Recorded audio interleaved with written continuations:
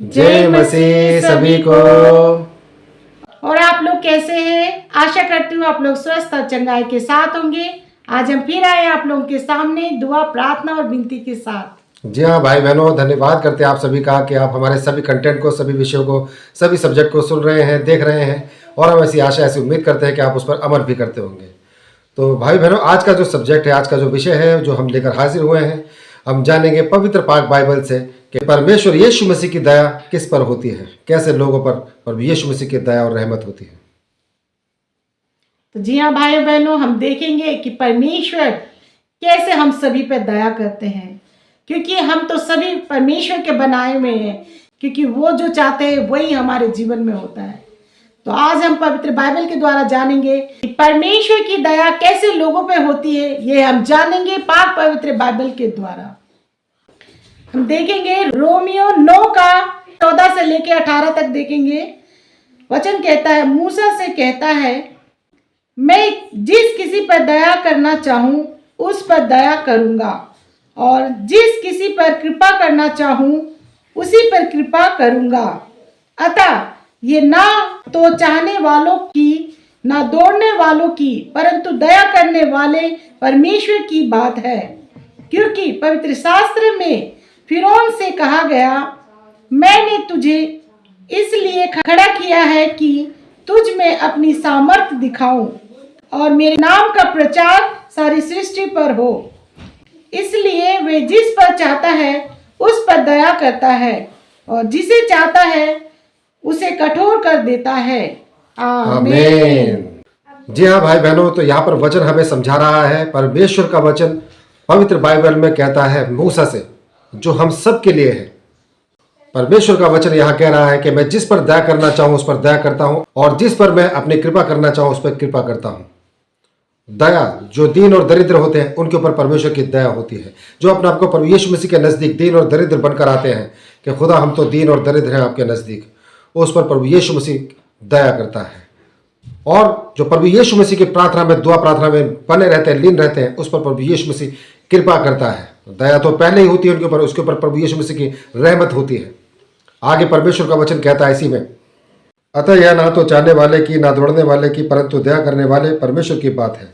क्योंकि पवित्र शास्त्र में फिरौन से कहा गया, मैंने तुझे इसीलिए खड़ा किया है कि तुझ में अपनी सामर्थ्य दिखाऊं, मेरे नाम का प्रचार सारी पृथ्वी पर हो। इसलिए वह जिसे चाहता है उस पर दया करता है, और जिसे चाहता है उसे कठोर कर देता है। इसलिए भाई बहनों, परमेश्वर ने, यीशु मसीह ने फिरौन को चुना, उसको कठोर कर दिया। क्यों कठोर किया?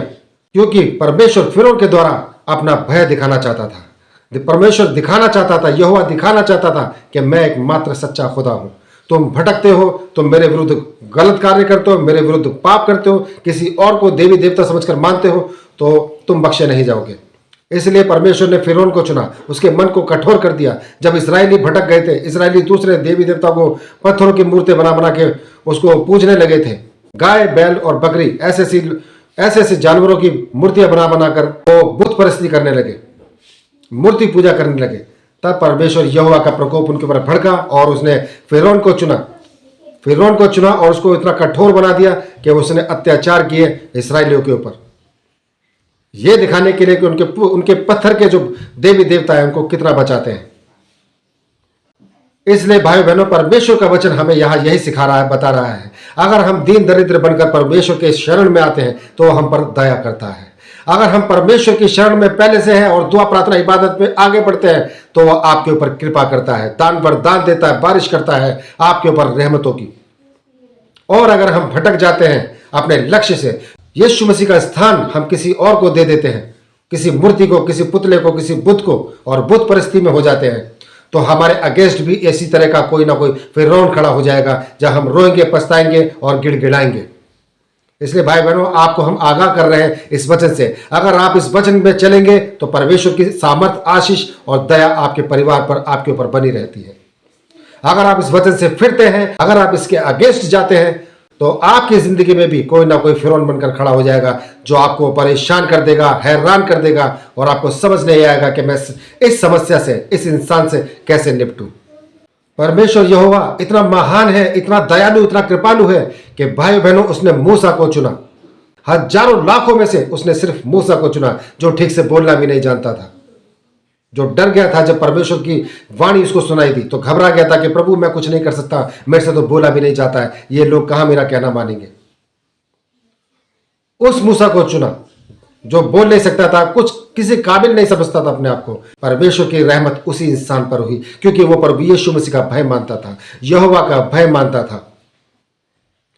इसलिए भाई बहनों, आप चाहे जैसे भी जिस भी परिस्थिति में हैं, आप प्रभु यीशु मसीह के नजदीक आइए, बचाइए अपने परिवार को, अपने घराने को, अपने आप को, अपनी जिंदगी को, ताकि आपकी जिंदगी में भी कोई ऐसा फिरौन खड़ा ना हो सके। अगर कोई फिरौन बनने की कोशिश करेगा तो वो आपके आगे गिराया जाएगा, क्योंकि हमारा खुदा यीशु मसीह हर वक्त आपके साथ है।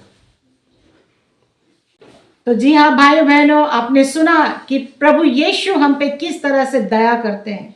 अगर हम परमेश्वर के रास्ते पे चलते रहे ईमानदारी के साथ, तो प्रभु हमें सामर्थ्य बनाता है, हम पे दया करता है और हमें भी किसी न किसी अच्छे कार्य के लिए प्रभु यीशु चुनता है।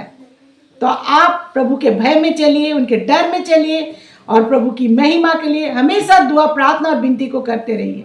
देखिए आपके जीवन में ब्लेसिंग, आशीष हमेशा आते रहेगी। जी हाँ भाई बहनों, इसलिए परमेश्वर यीशु मसीह के भय में बने रहिए और दुआ, प्रार्थना, विनती में निरंतर आगे बढ़ते जाइए, निरंतर आगे बढ़ते रहिए। परमेश्वर यीशु मसीह की आशीष, ब्लेसिंग्स और बरकत और चंगाइयां सदा सर्वदा आपके परिवारों पर बनी रहे। तो भाई बहनों, धन्यवाद करते हैं आपने यहाँ तक इस कंटेंट को, इस विषय को सुना। हम ऐसी आशा और ऐसी उम्मीद करते हैं आप इस कंटेंट को अपने सगे संबंधियों तक, रिश्तेदारों तक, जान पहचान के लोगों तक जरूर शेयर कीजिए, ताकि वो भी जाने परमेश्वर यीशु मसीह का पाक वचन हम लोगों को क्या हिदायत देता है।